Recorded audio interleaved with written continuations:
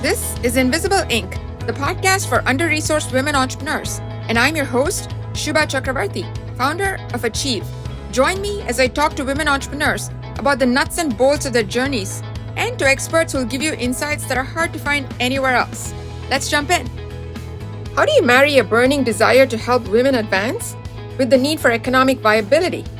How do you take something that works very well at the individual level and carefully rebuild it so it works for thousands of people, reliably and effectively?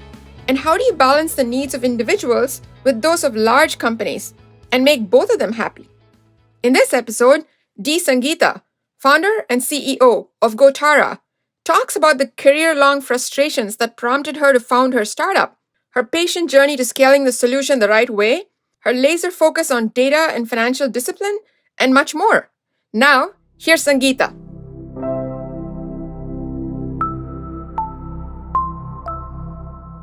Hi, Sangeeta. Welcome to Invisible Inc. I'm so excited to have you here. Thank you, Shubha. Thanks for the invite. I'm looking forward to our discussion. So, you've had a pretty interesting journey across so many different industries, very impressive portfolio, 26 patents, PhD in physical chemistry. I don't even know where to begin. So, you were doing very well in corporate America. So, what triggered this move into entrepreneurship?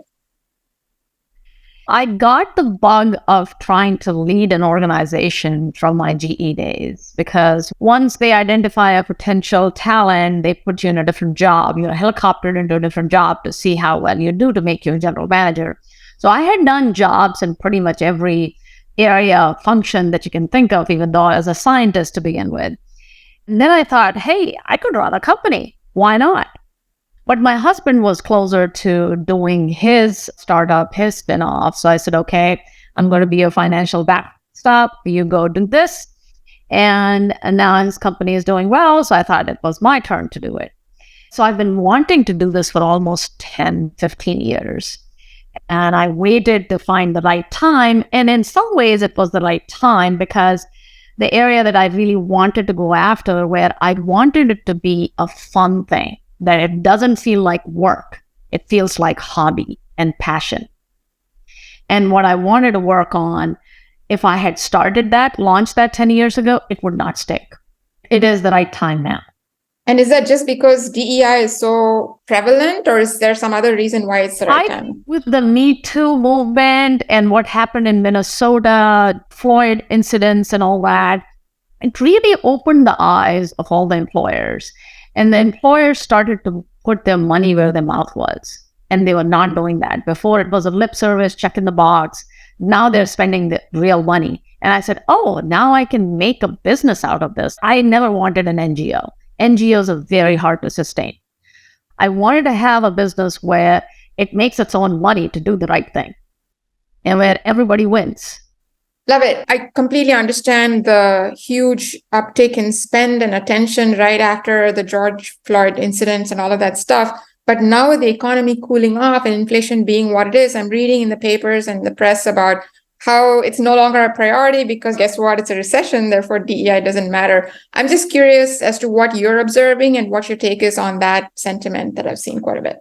So I could be a contrarian in this whole era of recession. I think it's a fake recession. If you look at all the companies that are laying off people, if you look at their financial statements, they're actually doing pretty good. It is market correction that is happening from the tech industry because they were over capped. It's market correction for technical compensation for tech folks. They were getting overpaid for no reason. So the course correction for that segment of the market has unfortunately impacted the rest of the market. And it's kind of a domino effect. If they say, oh, I'm not going to spend any money, then this business loses some revenue, and then the next business loses some revenue. So that's the fear I still have. However, leaders who truly believe in not this DEI initiative, but how the business is really run, how critical is talent, they're still spending the money. They have not backed off at all. So if you're a real leader and if you want to run a real business that makes money, you would not back off from investing in talent. It's as simple as that. That's a great segue. So tell me about what Gotara does. So Gotara is, as I was saying, that I wanted to get into the field where it has been very male dominated. I grew up in aerospace, energy, and technology industry. And I feel very privileged and lucky that I was able to rise to executive ranks. And I felt like, why aren't there more women doing the same thing I'm doing? I'm no smarter than them. They should be here too. And what I saw was, if you mentor and coach and you take some people under your wing, you become their sponsor, you can. But you can't scale that. It's a human one-on-one interaction. It's very, very hard. You're a busy person. I have been wanting to scale that for the longest time, and I've been very frustrated because I couldn't do it. So I wanted to do something where you can scale and help millions of women at the same time. Provide a platform for the people who want to give back and people who want to get the advice or get some help right now, because my career is at a point where I could get totally derailed or I could actually skyrocket to a new space. And I didn't have that in my career. I was lucky that I got a sponsor. I didn't even know what a sponsor meant at the time. But most women do not have real mentors, coaches, or sponsors to help them. And even if they have somebody in the company, they can talk about the company culture, how to succeed in the company and things. But when it comes to sensitive topics, they can't. They can't. And I'll tell you, once or twice, I have shared sensitive stuff where I truly had huge trust in my mentorship system, but the word gets around and you get passed over for a job. Well, she has a small daughter, so she probably doesn't want to travel. Well, let me make that decision. Don't make the decision for me. But those are the things that happen. And this is where a third party like Gotara could really help. I wish Gotara was there when I was growing up. I was in some really bad situations where I was ready to give up my job. Or I thought I might get fired because I had challenged this big leader with aura around them. But I knew I was right, but nobody was supporting me. Until the data had proven me right, which took 2 months. I didn't know whether I'd get fired or I'd just simply leave. And no one should go through something like that. No one. And as a leader, even though I care about having diversity of thought, I never have intentionally said, oh, put a page on diversity and I want to have a diversity review. It is just integrated in the whole business we do. If people are presenting, why aren't junior people presenting? Why is it just senior people? Or why are there only men? Why are there no women? Or why are there people only from US? Why not from China or India or Europe who are also part of our team? So driving that kind of diversity naturally makes the team much better. And when you lose that diversity, you lose as an organization. And many times, I couldn't keep tabs with everything. Once you become a senior leader, you don't know what's going on at every level. And you have an organization like Gotara that can come in and help just in time, bite-sized stuff. You will retain that talent. You will keep the talent motivated, and they will help. The way our system works, it's an AI/ML driven platform, but at the same time, you have the support of leaders who have lived in your shoes. And they're giving you their best experiences to help you succeed. It's very clear that it's a scalable platform and I can get a real-time, just-in-time kind of assistance or support if I'm a woman in STEM. So let's say I'm an employee at Amazon or some tech company of your choice. I'm having a problem and I don't know how to get my next promotion. I've been told repeatedly, whatever, pick your favorite poison. How does Gotara help in this situation? It could happen 2 ways. An employee can go to their employer. It could be your tech AB organization and say that, hey, I want to go through the Gotara program. So they may choose to send you or a cohort of women along with you. Or in many cases, the employer we are talking to will decide that they're going to select this 10, 20, 100 women to go through the program, what we call career sprints. They are 8-week career sprints. And the only thing that they need to do is identify these women. And then we take on from there. So we minimize the load on the employers. and managers. So we have templates of a leader inviting the manager, inviting the participants. So we want engagement to make sure that people are watching the progress and helping them progress. And then we go through onboarding, and they come with a 3 to 6 month goal.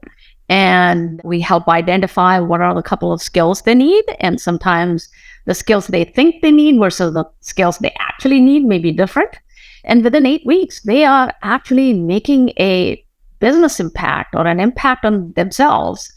My expectation is the majority of the women who go through the career sprint are going to get promoted, or will get a bigger scope job, or will get high visible opportunities within the next 6 months to a year. Got it. So the career sprint is really the flagship offering of the business. So you had a core focus on improving diversity and advancement for women in STEM as your core idea. Did you have multiple ideas? And if so, how did you evaluate them? How did you put them through a filter? How did you land on this specific design? So I wouldn't say that I was evaluating multiple ideas for the startup. I said, this is what I'm passionate about. This is what I want to change. But how do I do it? What is the unique thing that I can bring that not everybody and his mother is doing? Whether it is e-learning or coaching or mentoring, what is missing today? Why am I not a scalable advisor? Why people are sitting in Dubuque, Iowa with no connection to the tech industry, not getting the advice they need? Why that woman sitting there, highly qualified, cannot get the best jobs like the woman sitting in Seattle or Silicon Valley? Similarly, Nairobi, Kenya, or a small city in Gujarat, India. They will all say democratizes access to how you can succeed. And that is what I think drives me the most. So you now know that you want to democratize access. You also have a pretty good idea of what the building blocks are, right? So there's some coaching involved, there's mentoring involved, there's some objectives. So you have all the building blocks. Walk me through how all of them come together to form this concept. So this is where technology comes into play. So every interaction happens through the platform. So it's working 24/7. We guarantee pretty much most of our members that they'll get an advice within 24 hours after they ask. We believe what they're asking is urgent, is important. So when they say something is not working, or my manager threw me under the bus last week and I need to course correct, otherwise people will think I was not the creative one and I didn't do that, it's somebody else who did it. And soon enough, I'm not getting the promotion, I'm not getting the raise that I need to get. And it is so important to course correct as soon as possible. I've learned that throughout my career, that you let it simmer, it never gets finished. You also shouldn't respond immediately sometimes on the sensitive situation. So you take a breather for 24 hours and then you respond. And in that time, we get you help. So you are actually making an informed decision on how to do it professionally, where it doesn't hurt your career, but it accelerates your career. It sounds like all of these complex pieces took some time to put together. Can you walk me through kind of your roadmap of how you started from the idea, how you built each piece, how you tested it, and how you came to the place where you said, okay, this is ready for the road at a high level? So one thing that I would say is when you do a startup, what I originally thought versus what I built is very different. Fundamentally, it's the same. The mission is the same. The audience is the same, but exactly what we are offering is different. At first, when I wrote my whole business plan, I wrote this in a very Amazon fashion, PR, FAQ, press release, frequently asked questions. I said women have 3 stages of their career. They're in high school, then they go to college, then they're at work. So I'm going to take care of all 3. As I started to think about it, I said, oh my God, this is like boiling the ocean. There are competitors in each one of these fields. I personally have the most experience in this country in professional working. And that is where the biggest loss is also, because you are putting so many women through the training and education and all that, and half of them drop out of the workforce. It's a GDP loss for society, individual financial loss, and loss for the family and the employer. $9 billion a year US employers lose when a woman walks out the door from STEM plus jobs. And they're the most lucrative jobs. So we went from like 3 different phases to 1 phase. Maybe we will expand, but that is where we're focused. And in the beginning, we said we are going to have a B2C business. And we did all our research. We did the interviews and stuff. And we said, hey, this is how we're going to sustain. A little bit of fee for a yearly stuff will go the long way. What we didn't realize is we were trying to really teach a new behavior to these women where they had to come and share something sensitive about their career. And how are they going to trust? What is it that they're going to get? That was non-existent in the marketplace. Now maybe people will say, oh yeah, go to Gotara, you get some great advice. So once it becomes a brand, you would probably monetize it to a certain extent. But in the beginning, people had no clue. And so we had to immediately change that, drop any kind of fee, make it free for everybody. And I'm glad we did that because it is the right thing to do. Then we had to figure out how to make money. I was hoping you'd come to that. And those employers who we were talking to were very keen on what we were doing. They wanted to get some help because they were all struggling. They all are struggling. Whether some people accept that or not, pretty much all employers in this specific space are struggling. So that is how we came up with these career sprints. So we experimented that manually, and then we coded it, and then essentially it's a continuous learning process, and it's iteration of what customers want, what users want. And so we're constantly getting that feedback to understand what we need to improve on our stuff, what we need to add, So there are lots of other things that we can do, but we are very focused on 1 or 2 things that we want to do really well. And we want to be known in the marketplace for those 2 things. Once you have that, it gives you an entree into the field. Otherwise, there are huge players in the field in general about mentoring, coaching, e-learning, you name it. Even though ours is different, people are not going to see the difference until some people experience it. So where would you describe Gotara is in the startup process? Would you say you're pretty much ready to go? You're in the market, you're still testing market? Like, how would you characterize your position So today? I want to have Gotara be constantly testing in the market. I want our product to constantly evolve, even 10 years later and 20 years later. So I don't want it to be a constant. But at this point, I think we have proven our product market fit and we're getting revenue. We have always had paid customers. We didn't really do any free stuff for our customers or users. And some of our customers are in their 3rd year with us. So that proves that we have product market fit. Yes, we can tweak the product. Yes, we can make it better.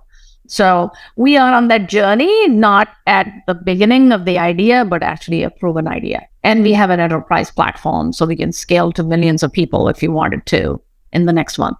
So you decided that you're going to take the jump and you're going to make this happen. And then today you're at the point where you've crossed the product market fit. How long did that whole journey take you? From the time of the launch or from the time when we started Gotara, where we started working on stuff? I would say the latter, because what matters to an entrepreneur is the moment you decide that I'm going to do this. So that's when you start making sacrifices, right? You've got to make choices and say. I would say it's probably about 15 months, 16 months. That's pretty impressive. And then from the moment you launched it to product market fit, how long was that window?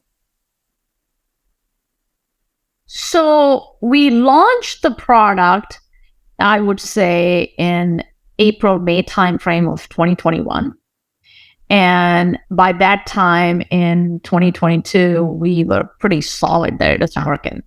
Okay, that is pretty impressive. And in terms of the business model, right? I liked how you put together the whole piece around, you did the manual experimentation, kind of like the work it out by hand method and engineering, and then make sure it worked, right? So how about the other pieces of business model, right? You had to come up with the right revenue model. You had to come up with a good pricing strategy. Obviously, you're in a B2B. We'll talk about customer acquisition in a minute, but can you talk through how you figured out the revenue model, how you tested it, and what were your big learnings about that process? So before I go there, I want to say one thing, that when investors are looking at SaaS companies, They pretty much want everything to be automated. But if you look at the best AI ML that is done in a shorter period of time, you literally have human beings teaching the machine. That is how they learn the best. If you start with a tech platform that you got mumbo jumbo going on for a long time. So even Google today, when you do a search, 15% of the time, it returns nothing pretty much to you. It'll give you crap that you don't need. We have a backstop for that. It's called human intelligence. 100% of the time, it gives you something that is useful to you. And that helps the machine learn faster. So I believe what customers are getting from us is a better solution than maybe what the investing world demands us of.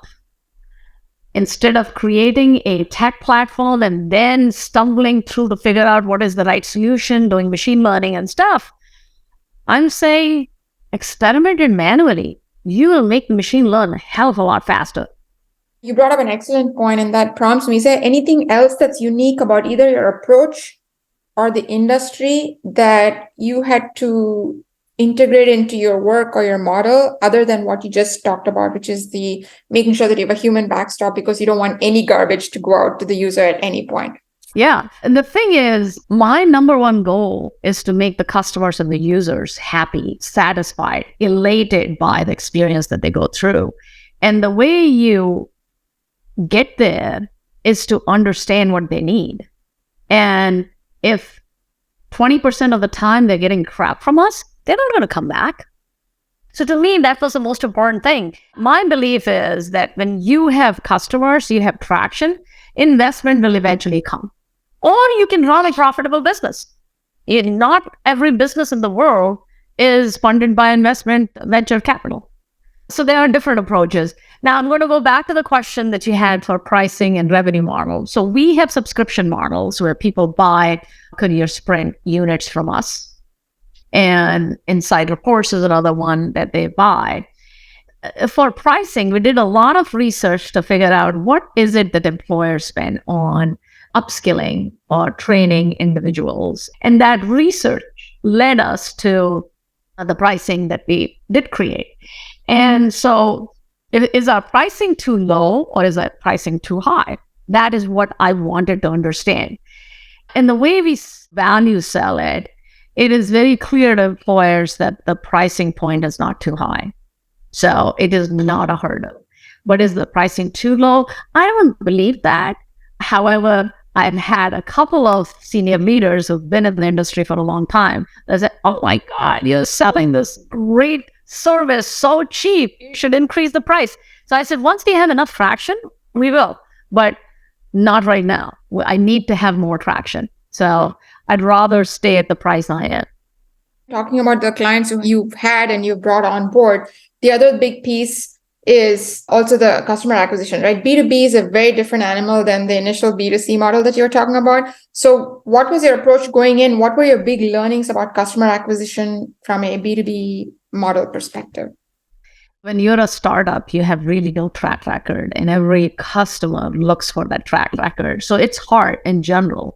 And I think it's more based on the credibility of the founder or the leaders, co-founders and the leaders of the organization than it is about the product you're trying to sell, even though it is a unique product.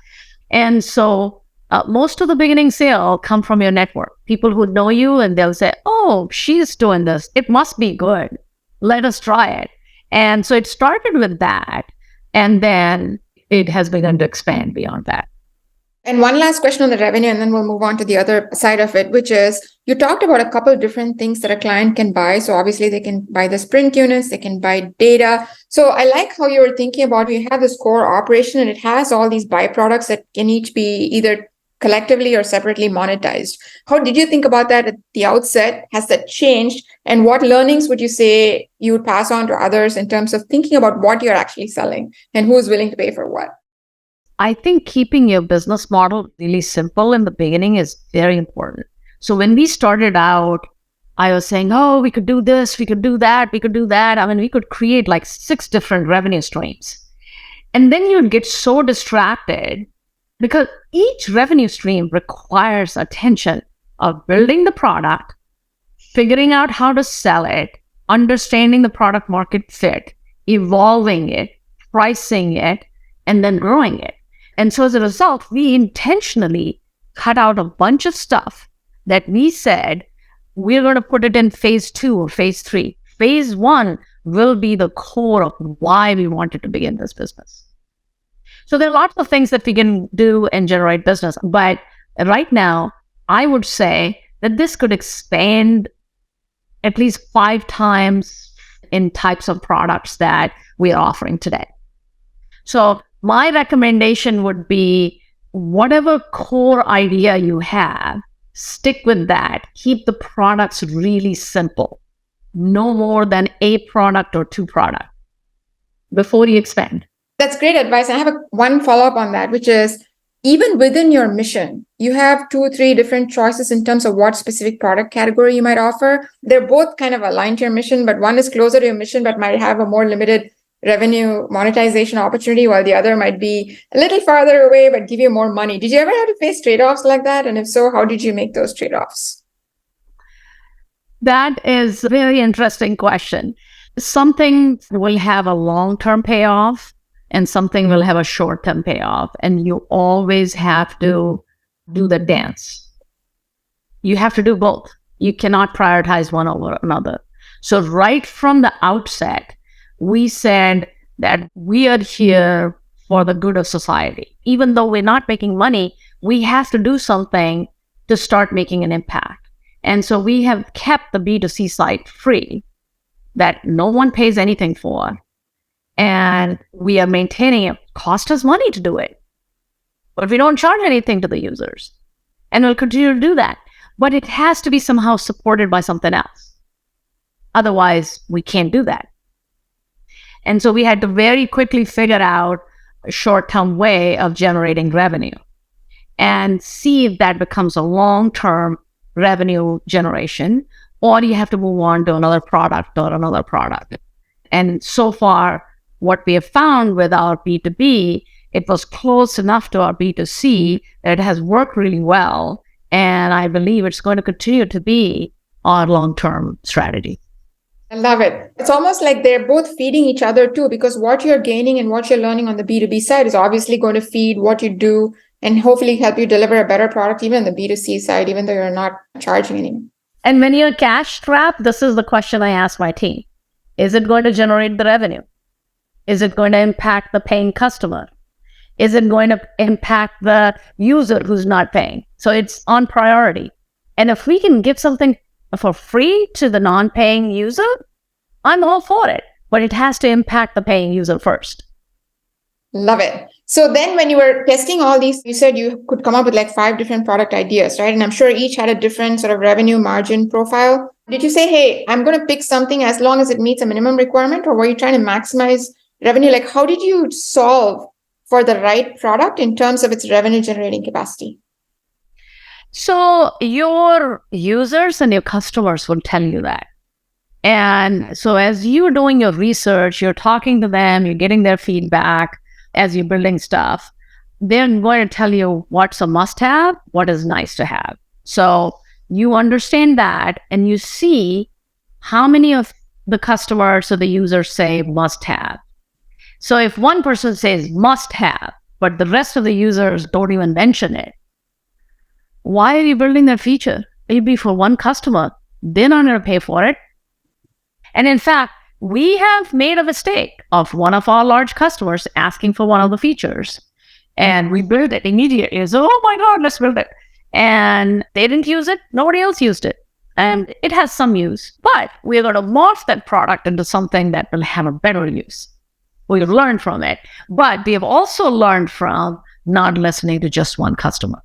Great. I love it. It's how the combination of data and experimentation is at the heart pretty much of everything you're doing. And we talked about revenue and you talked about how there's a need to make money, all of which are points very well taken. So this brings into the question, funding. How did you think about funding in the beginning? What was your expectation going in terms of how you were going to fund it? And what did you learn about funding along this journey? So I had a very different path than most standard startups. most standard startups will go through accelerators. If they don't go through accelerators, something akin to accelerators. I mean, you could get 25K, 125K, and you give up 25% of your company for that. So when I started, having had almost a full career in corporate America, I said, I'm going to use my savings. People buy mansions and people buy jewelry, people buy all this stuff. I'm going to spend my savings for this, and I'd be happy doing it. And that's where I started. So I spent a lot of my savings on Gotara so that I could stay true to my mission of what I really wanted to do. What I didn't want to do was kind of go off on a tangent because somebody says this is how you can make more money. I wanted to make money, but not at the expense of my mission. And so that led me to do what I did, where pretty much most of the investment in the company was mine. And I had some friend and family investment. But in hindsight, what I feel is going through Accelerator really creates a community for you. It helps you create a network of customers and investors. So it's actually, in hindsight, even if I didn't need the money, how could have I found an accelerator that could help me with that? And by the way, it just fell on my lap like last week or the week before last or something like that, where I am now part of an accelerator. Do I need the cash from them? I don't. And luckily it works out with them because they are a nonprofit organization. There is some donation stuff involved, but it is not a typical accelerator, which works out great for us. And it works out great for them. And the name of the organization is flywheelcincinnati.org. And one other question on the business building, and then we'll move on to sort of your personal experiences and learnings through this process. On the business building, team is obviously a big part of it. You mentioned that, especially in the early stages in B2B, bet on the jockey, not on the horse, right? How did you approach building your team? What were your learnings in terms of when do you need to hire? Who do you need to hire? And what arrangement do you need to have to hire the right folks? So when I started, and this was right before the pandemic when I quit Amazon, so I'm thinking I need to have a brick and mortar office somewhere. Where should I have the office? So I have a home in Cincinnati and I have a condo in Seattle. And I was thinking I'm going to test out both places. Let's see which one works out. And then pandemic happened and everybody started working virtually. And as I was building my team, I realized that in many cases, I couldn't find all the talent I needed in either Cincinnati or Seattle. It was in a different location, but they were the right talent. The thing is, finding the right talent for the job that we have in our company, it's unique. Our company is very mission driven. And if you're not passionate about that vision, I'm not interested in having you as a part of my organization. You got to have that passion. It cannot be just a job. And so as a result, all the talented people we found were all over the place, everywhere. I mean, I don't have that large a team, but they're all in different states. And they're in Canada, they're in India, they are on West Coast, they're East Coast, they're South, they're Midwest. And so we have people all over the place. So I actually opened up my own thinking that you don't need to be in one location. And this was a huge change for me. I had always worked in a company where I went to the office. And I was thinking, how am I going to work from home? This must feel very lonely. Then the whole world joined me, so it didn't make any difference. But I can tell you, we do a daily stand-up every day for 30 minutes. I'm very close to my team. I don't think I've been this close to any team that I work with, even though my last job, I was on the same floor with the whole team. So I think opening up to virtual workforce was very important and can be very important to startups. And even though startup mentality is everybody's working in the garage, no, you don't need to be in the garage in the same place. You can be in different places. And the second thing is identifying the talent who has worked with you in the past, who you could trust, is very, very critical to have. And I had a few of those. I mean, who wanted to work with me. I wanted them to work with me. So you didn't have to think twice about whether it was going to get done or not done. You didn't have to work on developing the trust.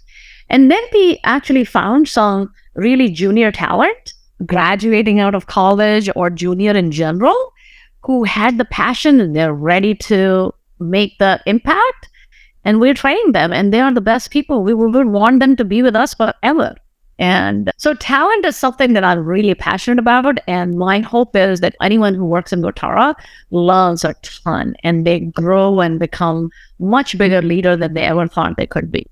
Fantastic. So you talked about this need for support and how you wish you could have been part of an accelerator earlier on. What kind of support did you actually need and where did you find it, given that you didn't participate in all of these accelerators? They say it's a very lonely road to be an entrepreneur. It is very lonely road, I can tell you that. It sometimes feels really lonely. You go in these draws every now and then when you're running a startup. But the good news for our platform was anytime I felt that, I would go to my daily dashboard of metrics. And one of the things that we watch constantly is the feedback from our users and participants. And when you see how our advice or something we work with them on impacted their career and their lives, it just absolutely makes it worthwhile every time. Every time. That is what is the highlight of our day. Of all the things that we look at, how many members we have, what kind of revenue we have. The first thing we look at, what was the feedback? Did we get any more feedback? And what did they say? And it has been really awesome feedback. And so that keeps us going from that perspective. And for you personally as a leader, I mean, there are some things you can't delegate or frankly even discuss with your team because you're the torchbearer and you have to carry that load alone. So what kind of support or even a sounding board have you needed? And if so, how have you found that support as the CEO and as the founder? Yeah, I'm a pretty transparent person. So I actually share more than probably most CEOs share with their teams. But I give them the confidence that, yeah, shit happens and you move on. World is a real place. You're not always going to have everything positive. And I'm going to share that with you because you'll see me upset about something. You know why. And so there is nothing behind the curtains here, you know? And then also when things happen, especially if it's bad news, I don't immediately share. I kind of think about it and put it in perspective. I don't want to have a knee-jerk reaction or changing directions of the company because one customer said this or one investor said this. I may actually mull over that for a while before I would say, was this an input that we really need to change something about as a result of it? And obviously, if it is related to something wrong or unethical or something related to compliance, we're going to do it immediately. But a change in product or a change in pricing or change in direction of how we're approaching sales or marketing or product or this, that, and the other, I'm not going to do a knee-jerk decision. So those are some of the things that I would hold off and not share until I have formulated some approach of how I'm thinking, and then open it up and ask for their input. And many times they come up with ideas. So being transparent actually helps. It was very interesting to hear you touch on so many different aspects of your business. Some of them are technical, some of them marketing, sales related, some of them financial. Now, clearly you come from a very unique background in that you've run P&Ls before, you've run large organizations. So you kind of come to the game almost fully equipped. That said, were there skills that you still felt that you had to pick up on? What were those and how did you pick up on those? I say that I was very lucky to have gone through the experiences I've gone through. My first job was actually Mattel for a few years, where they taught us how to sell research and development, which is not an easy thing to do. And this Italian guy would talk with his hands and say, people buy benefits. And that just stuck in my head forever. So anytime that I'm selling, I'm not selling from my perspective because I think it's a cool product or it does what I think it does. What's in it for them? So that was a very important, whether you're doing R&D or whether you're selling, it's very, very important. Or you're changing the organization or you're going through change management. What's in it for the people to change? You need to really understand that. So I learned that. Then in GE, I really learned how to develop talent. I really learned how to have robust processes. It just drilled into you. So you don't even think about it and you're doing it. And in Nielsen, I truly learned how to run a global organization where I'm not there physically with them. And it came in so handy during the pandemic and as I was starting out, that without being physically present next to them, I can motivate them, I can get them to do stuff, and everybody feels like they're part of the team. And then at Amazon taught me startup, how to innovate fast and how to implement things fast. So I got a lot of training from that perspective to run the business. So I feel really confident that what we are innovating and how we are running the stuff is I feel very comfortable and confident about. The area that I did not have any experience in was the investment community. I had no clue what drives them. I had no clue what they think, how they operate. And I wish I had done a little bit of research before I actually launched my startup. That would have helped me tremendously. And I learned, and I now know how to approach them, how to work with them. And I wish I had done that before the time came for me to start thinking about raising money. So that was one thing. And there are things I'm learning on marketing and sales. I was really never a salesperson in my career before. I mean, yeah, I was a leader, but I didn't really go hunt and close myself. And what I realize is, even though I've not done it, and I was a little bit leery of doing that, I'm loving it. I'm enjoying it. So, one point on the investment community, right? Why did you decide that you didn't need to look up on it? Was it just the fact that you were pretty sure you're going to find other ways of funding it? And if you had to learn, what would you have done differently to get more up to date or more knowledgeable about the whole investment side of startup? Yeah, so just like I drew a business plan, so I relied on maybe 2 or 3 people who were from investment community, and they were really senior people. And when they told me, oh, once you have this in 6 months, you'll be ready to go and start raising money. And I kind of took their word for it, and I should have not. I should have actually done my own research and should have reached out to people who do this kind of stuff. And to begin with, I didn't even know the names of the companies that did this. The Techstars, the YC Combinator, and a bunch of other accelerators and startup communities that I know now. I wish I had known before to just get going, to kind of find out what they're about before really starting anything. And so that is what I would do differently. And throughout this journey, were there really dark moments where you really kind of break to a halt and said, oops, hit the brakes. Things are looking really bad right now. Can I go back to the drawing board? Am I really sure I'm doing this? Have there been any moments like that? And if so, what has gotten you through them? So, the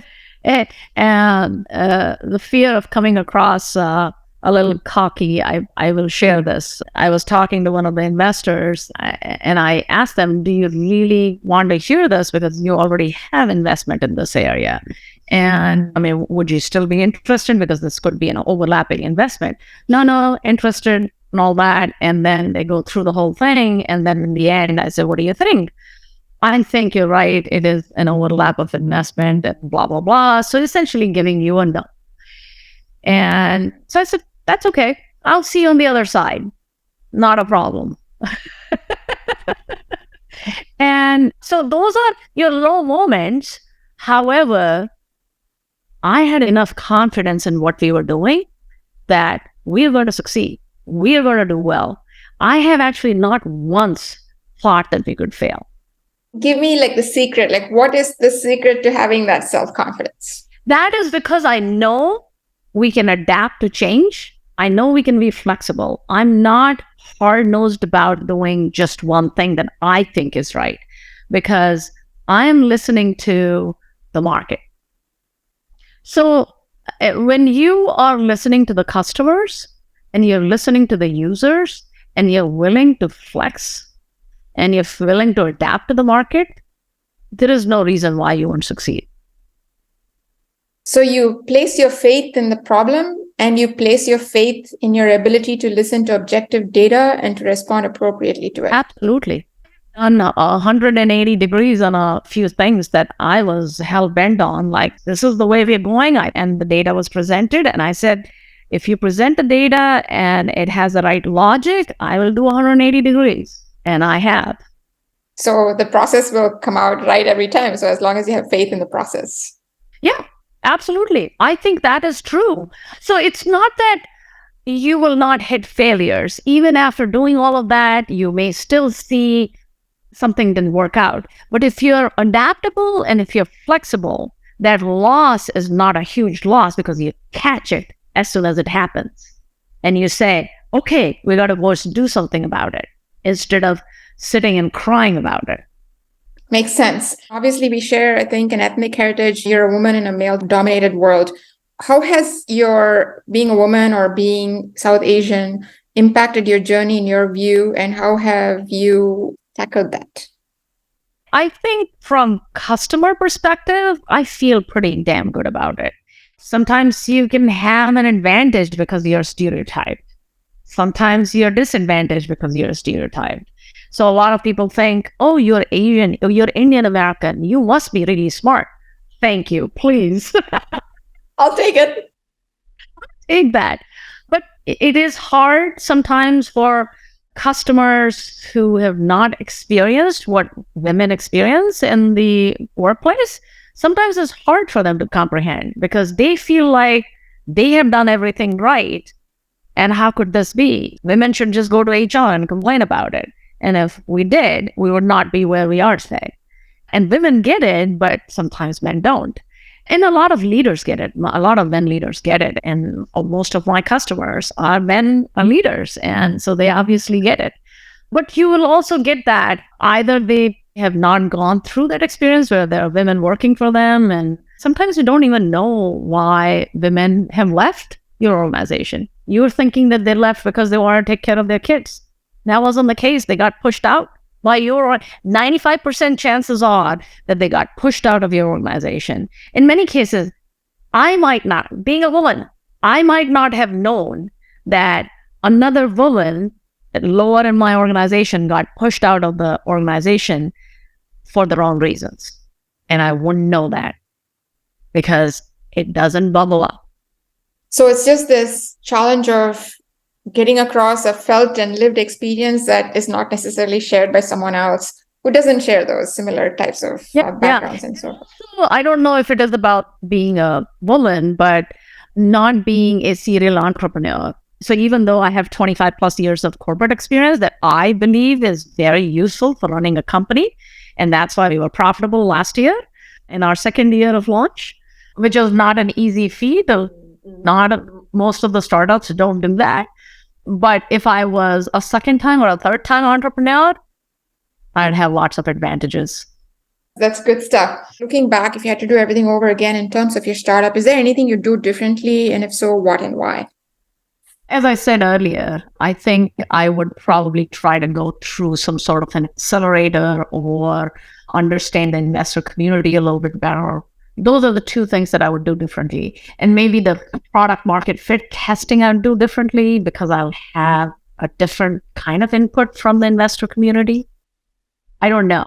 That is the thing that I cannot predict looking back. Like if I had done that, would it be different? It may be the same. I don't know. Fair enough. So is there any, I don't want to say advice, but what tips or food for thought would you offer to an entrepreneur who's maybe further behind the path than you are and now thinking of going out on her own into a STEM-related field, coming from a corporate background? Similar to yours, no first-time founder experience, needs investment. Is there anything you would say that you've learned and would help her? Yeah. A couple of things that I would do differently and the advice that I would give to people is write a document of what your idea is and who your audience is and how do you plan to execute it. When you write it down, it becomes real. Oh, I missed this. Oh, I missed that. I didn't think about this. It helps clarify a lot of thought in your head. Think about who could join you in this journey and specific people that you reach out to. And then think about the financials. How you're going to fund this. Do you have your own money? Or do you need money? Do you need to raise money? And if you need to raise money, what are the different phases you're going to have? Are you going to spend 100K or 50K first and then see how things go? And then, so I think three aspects: writing a document, understanding who is going to be part of your team, and third, understanding the financial model of how you're going to start.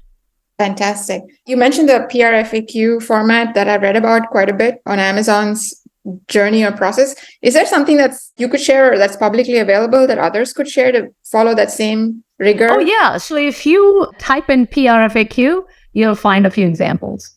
And it's like a one-page document, as if a journalist is writing about your company.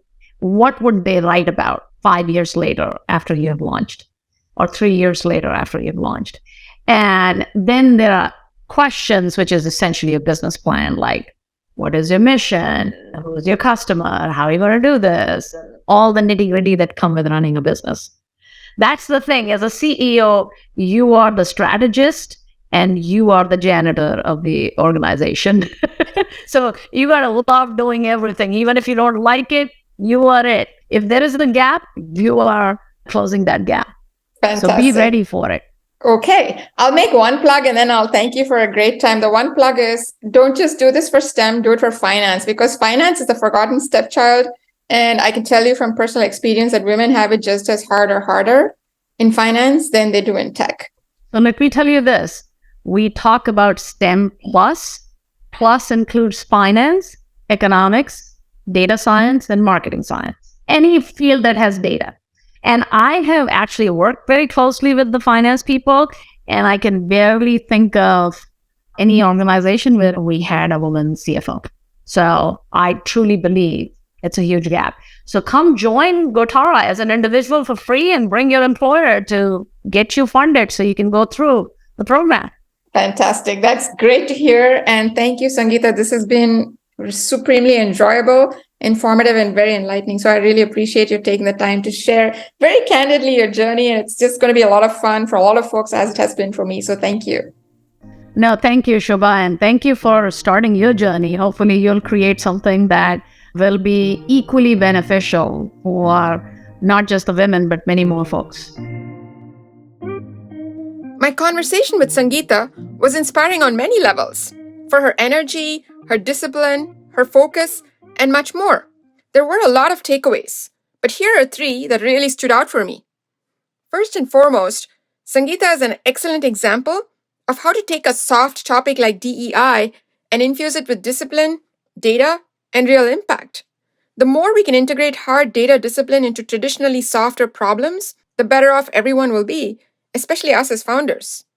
Second, I loved her methodical and disciplined approach to building product, creating a short press release, a set of FAQs, and then hand building and testing the solution every step before bringing technology into the picture really increases your odds of success. Her story was a great case study on how to do this right. Last but not least, what I loved about her approach is that despite being immersed in the tech world, she had enough faith in her data and her concept to know when to follow the industry wisdom and when to go a different way. This isn't easy to do, especially if you're a stereotype-busting founder in a male-dominated industry. You'll have plenty of naysayers anyway. But anchoring to a combination of data, first-hand market knowledge, and systematic experimentation will give you the foundation you need to chart your course.